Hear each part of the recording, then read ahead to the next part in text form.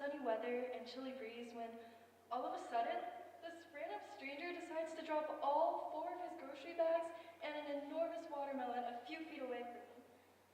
Now, the most logical thing to do would be to help the man and chase after his watermelon, but here's the thing.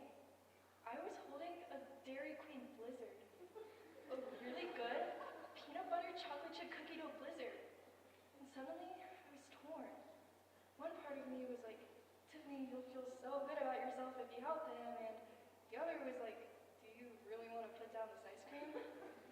And not to be hypocritical, but I saw 3 tubs of ice creams in those grocery bags. So maybe I was actually doing him a favor by making him chase after it himself. Just as I was about to take another bite, I heard a voice yelling at me, telling me to stop the watermelon. I looked up, made eye contact with the man, looked at the watermelon rolling towards me at high speed, and instead of stopping it like I probably should have, I moved to the side, dodging it, watched as it continued its journey down the road, looked up at the man again, and gave him a thumbs up. It's moments like these when we make tiny, seemingly insignificant decisions that reveal who we truly are. Our pride has corrupted and blinded us into thinking we are all kind, good-hearted individuals when, in reality, most of us share the same trait we complain about others having: selfishness. But selfishness doesn't always look like greed. Sometimes it looks like your Dairy Queen Blizzard. So, together, let's uncover how our decision to avoid responsibility instead of facing it head-on impacts the world, why we justify these choices in order to preserve our comfort, and finally, how we can learn to catch the watermelon even when it means putting down our blizzard. Have you ever heard the phrase, your actions don't define you? Or what about, it's the thought that counts? Well, what if I were to tell you that's not true? Think about it. Does anyone really care if you have good intentions except for yourself? As a society, we use the term good intentions too often to excuse our immorality, and in doing so, we're creating a dangerous loophole, one where we avoid the responsibility for the impact of our actions. At the end of the day, your intentions are invisible. They simply reside in our minds, unobservable to others. Instead, what matters, what people see and remember, is our actions. Even when it's something small. For example, let's say I'm in chemistry class, and someone knocks on the door waiting to be let in the classroom. I could get up to open the door for them, but honestly, my legs are just so tired, and the seat is suddenly so comfortable. Let's just be honest, the door is just really far away. And although my actions may seem trivial in this instance, they speak volumes about a larger, deeper issue. You see, selfishness doesn't always appear as grand acts of evil or malice. Instead, it's in times when our minds are clouded by desire, the decisions we make when no one's looking. When we think the stakes aren't that high, it's when we choose comfort over responsibility and self-interest over community. We rationalize it to ourselves by thinking, oh, it's just a one-time thing, but every choice adds up. And as these patterns become habits, and these habits eventually turn into instinct, before we know it, we lose sight of the intentions we had in the first place. So sure, someone else could open the door, just like how someone else could stop the watermelon, but when we all wait for someone else, who's left to act? Now let's imagine like a different scenario, like the famous trolley problem. In the trolley problem, the main question is, are you willing to save 5 lives at the cost of 1? I mean, really the answer comes down to, are you willing to take responsibility and face the consequences of murder? And that's one of the main causes of selfishness, responsibility. In fact, the American Psychology Association states that 40%, that when given the choice to learn how their actions might affect others, 40% of people will often choose ignorance, often in order to avoid the guilt of feeling of acting selfishly. But it doesn't just stop there.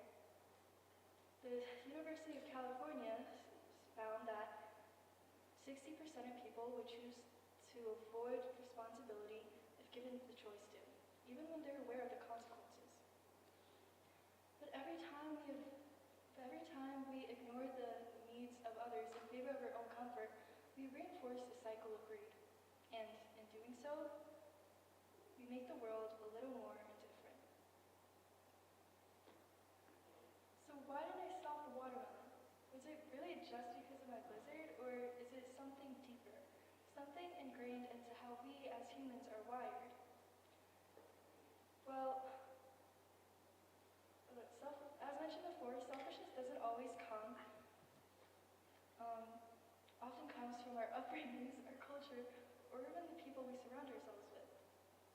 In that moment, my brain didn't pause to consider the old man's struggle or the runaway watermelon strain. It was fixated on one thing: protecting my own comfort. And that's the first cause of selfishness: self-preservation. Recently, I've noticed a really bad habit of mine. I just can't seem to refuse food. Every time my friends offer me a bite of their Costco chicken bake or half of their waffle, I immediately say yes without thinking twice. In fact, a few weeks ago, I went over to my friend Rava's house where her dad and her uncle made us this really good sandwich. But long story short, I had 3 servings of it. The next night, at her family dinner, her aunt was trying to come up with theories to explain why I ate so much. One of them was that maybe I had a lot of siblings who had to fight over food, but if we're being real here, I'm an only child. So, the real reason, most likely because my habit became instinct, and I started thinking less in these situations where I was offered food. But then again, maybe that's just because I'm always hungry. Oh. Research shows that 95% of our decisions are made by the unconscious mind, meaning much of what we do happens on autopilot. From the moment we're born, we're taught to look out for ourselves, to hold on to what's ours, even when someone else might need it more. But it doesn't just stop there. Think about the world we live in, one where time feels scarce, where we're constantly told to hustle, to achieve, to focus on our own goals. It's no wonder when faced with small, split-second decisions, we default to asking what's best for me instead of what's best for others.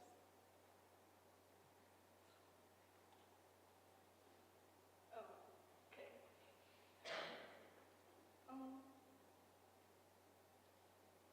So let's return back to that moment outside of Walmart when the watermelon rolled by and my blizzard became the center of my internal conflict. Never mind, guys. Okay. So how do I stop myself from catching the watermelon? Well, the first step is realizing that the everyday small actions that we often brush aside, like opening the door for someone or letting someone go ahead of us in line, shouldn't be seen as extra credit. These are the bare minimum, and it's not enough to just simply do what's easy or to check a box. Instead, we need to raise the bar for ourselves. Surpassing the bare minimum means actively seeking ways to contribute to help our community, whether that's helping a stranger with groceries, or volunteering without being asked, or even standing up for someone being mistreated. Research shows that practicing empathy and mindfulness increases pro-social behaviors by 50%. It makes us more aware of the impact we have on others. It's not about expecting perfection or change to happen overnight, but about making intentional choices each day to slowly shift from selfishness to selflessness. Selfishness isn't just a personal flaw. It's a product of the world around us and our interactions with it. So let's return back to that moment outside of Walmart when my blizzard became the center of my internal conflict. As much as I'd like to believe that the watermelon rolled straight into the sunset, living its best life, the truth is, it probably got crushed under a car. So, whatever. But the point is, it wasn't just a choice between helping a stranger and enjoying a sweet treat. It was a reflection of something with more significance: the everyday tug-of-war between convenience and compassion.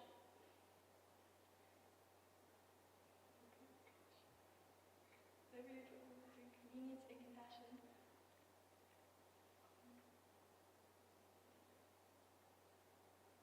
Okay, so the next time a watermelon rolls by, you should choose to stop it. Not because it changes us, not because it changes the world, because it changes us.